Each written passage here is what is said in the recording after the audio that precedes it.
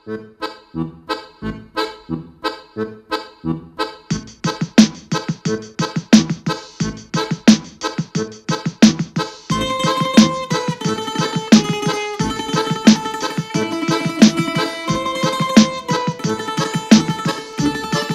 d'un préstec fantasma el dia d'avui no té molt de sentit.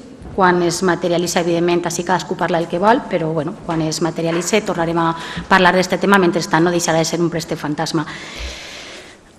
Has parlat també que no està reflectit en el pressupost cap préstec, no està reflectit un hipotètic endeutament al qual haurien d'anar a morir si ens aprovaren l'EDUSI, tant de bo, ojalà ens aprovaren l'EDUSI, podria suponer, no està reflectit, imagina que...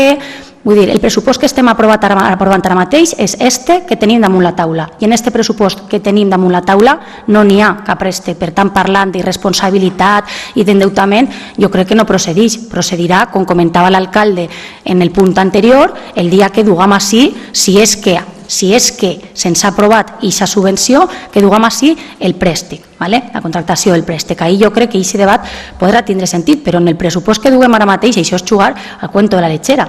Anem a centrar-nos en el document que tenim i no en Mundo SIF i el què passaria si. Anem a provar i a centrar-nos en aquest document.